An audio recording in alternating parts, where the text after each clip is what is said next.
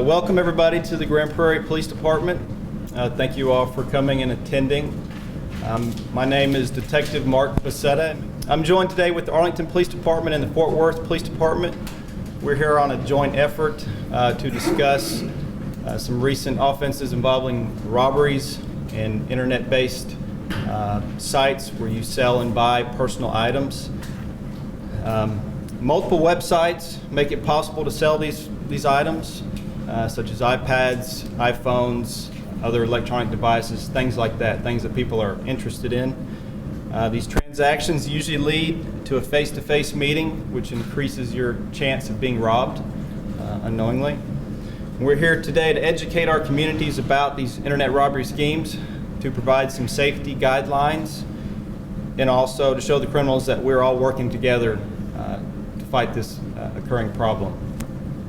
And although we have geographic boundaries, the criminals don't always know when they're traveling from Grand Prairie to Arlington or to Fort Worth or vice versa.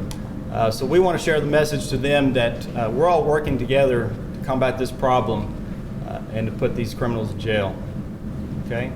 If you have any questions, in the meantime, please hold your questions till the end, and we'll have detectives or officers available to answer direct questions and things like that about what's occurring in their city or so forth. Okay? Now I'm going to turn it over to the Arlington Police Department. Good morning. My name is Donald Fulbright. I'm the sergeant over the robbery unit at Arlington PD. We recognize that these internet-based robberies are occurring, and our officers and detectives are working diligently to solve them. There's a couple things that we'd like to talk about today that are ways that you can reduce your chances of becoming a victim. Some red flags and some tips to look for before you need to consider before meeting someone on the internet to buy or sell an item. Some of these prevention tips and red flags include, we've all heard this said before, but it's worth noting again that if it sounds too good to be true, it probably is too good to be true. Avoid deals that seem to defy logic. If someone's willing to sell you a tablet or an iPhone or an iPad for $25 or $50 and it sounds too good to be true, there's a reason for that. It's because it is too good to be true.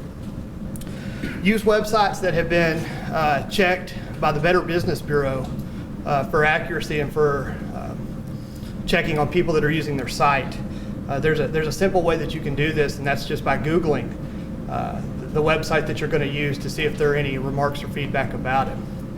And speaking of doing some research in Googling, also research in Google on buyers and sellers if you have their names. You would be amazed at what information will come up and what people will post on items that they've had issues with in the past.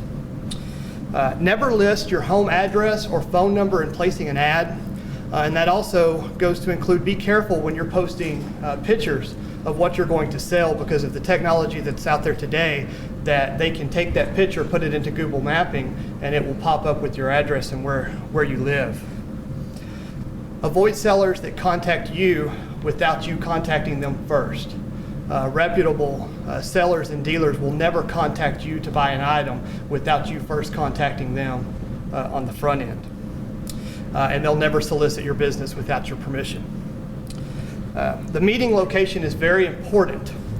If someone wants to meet with you at a very late time or a place that seems to be out of the way or seems to be hidden, that needs to be a red flag and to raise suspicion. Also, if you're going to be meeting with someone, suggest a location that is high visibility, that has lots of traffic in and around it. Some places that we suggest are use a local police department main station lobby, or also use fire departments.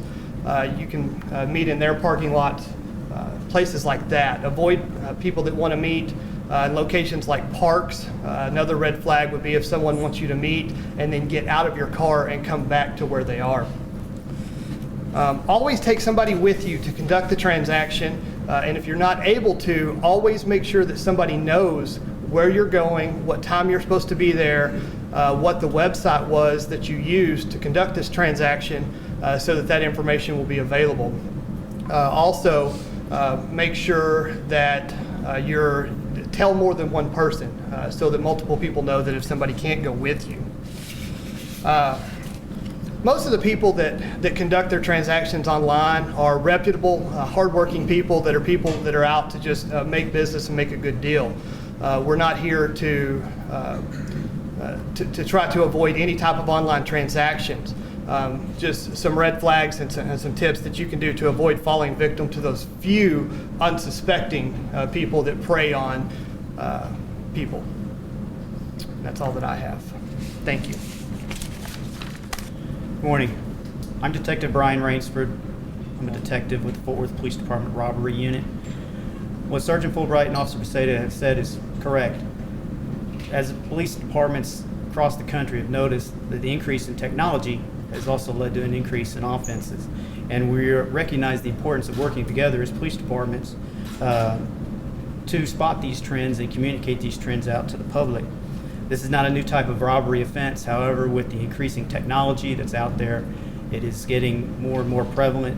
And with this technology becoming more and more prevalent, it's important that people realize what they can do to help themselves not become victims. In Fort Worth, in the past, beginning of this year, we've had at least 10 aggravated robberies directly connected to internet buying and selling. In those 10 offenses, we've also had these offenses lead to 2 aggravated sexual assaults and 1 homicide. Within the last 2 weeks, we've had 3 offenses directly related to internet buying and selling, one of which resulted in a victim being hospitalized when he was run down by the suspects as he was trying to escape from these suspects.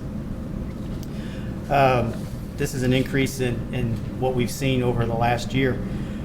These victims are predominantly young adults or teenagers. We encourage parents to discuss internet safety with their teenagers if they're thinking of buying or selling items on the internet. I've also brought today photos of 2 fugitives who are wanted by the Fort Worth Police Department for aggravated robbery or robbery, which are direct results of these internet-related offenses. Also, the victim who was run down by the suspects with a car is willing to speak with the media after this afternoon. I have a contact number for that individual as well. We do like to get the word out to everyone who uses the internet to be cautious, remember the items and the points given by Sergeant Fulbright so that they can remain safe while doing business from internet-based sites. Thank you. All right. At this time, that concludes the things we're going to discuss up here.